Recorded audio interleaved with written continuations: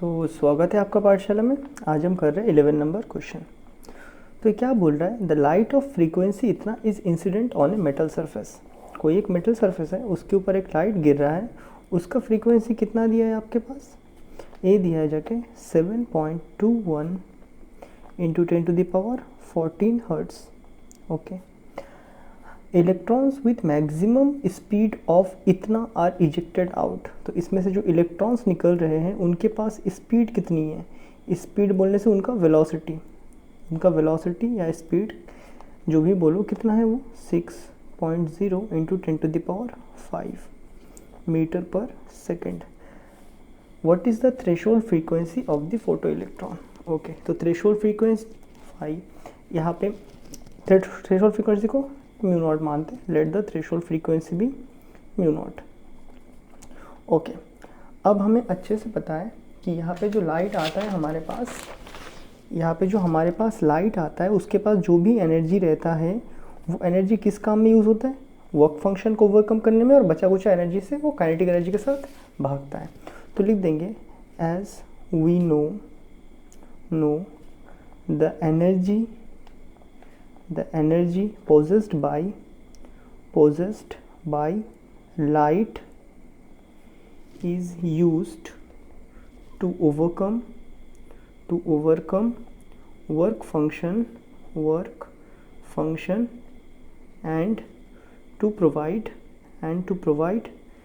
kinetic energy to the ejected electron।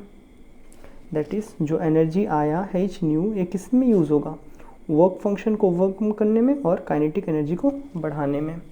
अभी देखो, ये तो हो गया h न्यू, वर्क फंक्शन कितना होता है h न्यू नॉट, और यहाँ पे रहेगा काइनेटिक एनर्जी जो कि हाफ ऑफ mv²।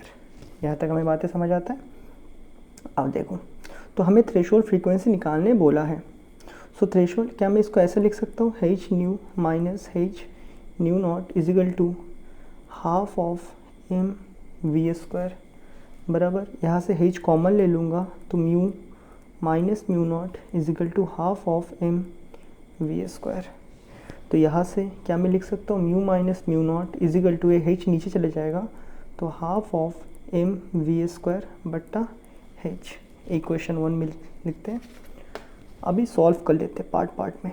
सॉल्विंग कौन सा पार्ट, ए वाला पार्ट को करते हैं पहले। That is half of mv² बट्टा h। अब देखो, तो लिख दिया हमने half.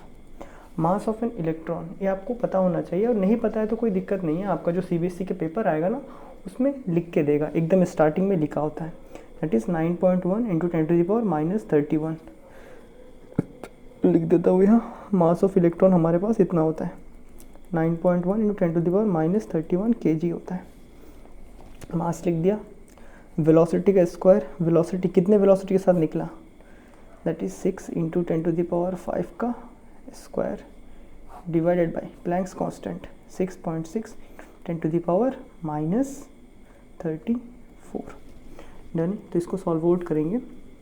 Okay, so half into 9.1 divided by 6.6, ठीक है, 10⁻31। इसका स्क्वायर करेंगे, 6 का स्क्वायर 6 6 36 हो जाएगा। इसका 2 टाइम्स करेंगे तो 10⁻10 10⁻34। सो 2 से इसको काट दो, 2 1 ज़ा 2, 18 सा कट गया। सो ऊपर क्या बचेगा, 9.1 नंबर, ए वाला 18, ये नंबर लिख दिया, ये नंबर लिख दिया, बाकी -31 प्लस 10, नीचे एक ही नंबर बचा है 6.6, ये नीचे का 34 ऊपर जाएगा प्लस 34। डन है क्या। इसको और भी थोड़ा काट सकते हो, 9 2 ज़ा 18, ये 3.3 आ जाएगा। डन है क्या। ओके, अब आ जाओ इसका मल्टीप्लिकेशन वाला पार्ट को ऐसे ही कर देते हैं कैलकुलेटर से। ओके, तो फर्स्ट ये नंबर कितना आएगा, फिर -31। ये सब इजी पार्ट है, तुम लोग कर सकते हो सारा चीज़ें, इसलिए मैं फटाफट कैलकुलेटर से कर रहा हूँ, ठीक है। जो नहीं कर सकते हो डिवीजन वगैरह, अक्सर डाउट होता है बच्चों को, तो वो मैं खुद कर दूँगा। 10⁻13 आ रहा है यहाँ से, इस पार्ट को मल्टीप्लाई करना है 9.1 के साथ 9, जो कि ईजिली कर लोगे, तो इसको मैं भी कर लेता हूँ फिर फटाफट। तो ये कितना आ रहा है 81.9 डिवाइडेड बाई 3.3। इसका भी पॉइंट के बाद एक नंबर, इसका भी पॉइंट के बाद एक नंबर, तो इसको डायरेक्ट तुम हटा सकते हो बाई 33 इंटू 10⁻13। अब इसको डिवाइड करना है, दैट इज़ 819 डिवाइडेड बाई 33। सो ये तुम्हारे पास आ रहा है कुछ 24.81 इंटू 10⁻13। काइनेटिक एनर्जी है तो जूल में आ गया। क्या बात है क्लियर? यहाँ तक डन है। सो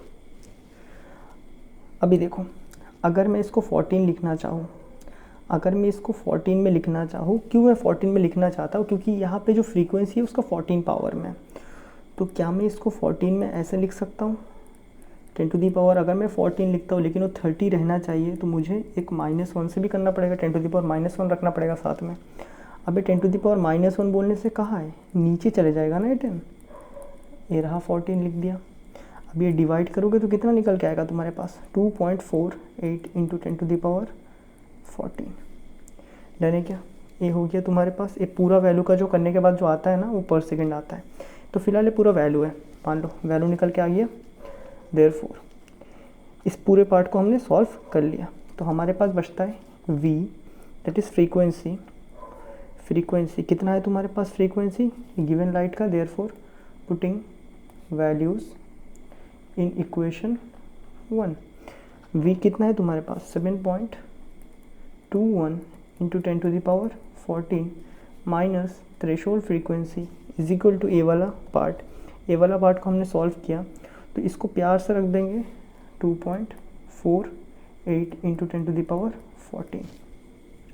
तुम्हें v0 निकालना है, तो v0 निकालना है, तो v0 यहाँ रख दो, फ्रीक्वेंसी नॉट यहाँ लिख दो, बाकी चीज़ों को उस तरफ। ए इस तरफ आ गया, ए जब इस तरफ जाएगा तो 2.48 इंटू 10⁻14। इन दोनों में 10⁻14 है तो कॉमन निकाल लिया, अंदर क्या बच जाएगा 7.2 लिख रहा हूँ, अप्रॉक्सीमेट कर रहा हूँ बैठ के। इस 2.48 को मैं 2.5 लिख सकता हूँ। क्या बात है क्लियर? तो इसको जब माइनस करेंगे हम 7.2 माइनस 2.5, तो हमारे पास आ रहा है 4.7। तो 4.7 इंटू 10⁻14 हर्ट्ज़ क्या है तुम्हारा थ्रेशोल्ड फ्रीक्वेंसी। तो लिख देंगे, हमसे वही पूछा था, what is the threshold frequency of the photo-emission electron का। देयरफॉर द थ्रेशोल्ड फ्रीक्वेंसी किसका? इस मेटल का। Threshold frequency of the metal is 4.7 into 10⁻14 hertz. इसको हर्ट्ज़ भी लिखते हैं, इसको हर्ट्ज़ भी लिखते हैं, या फिर सेकंड इन्वर्स भी लिखते हैं, तो जो भी तुम्हें दिल करे लिख देना। डर है क्या? तो ये हो गया ये क्वेश्चन। मैं मिलता हूँ नेक्स्ट क्वेश्चन में, तब तक के लिए गुड बाय।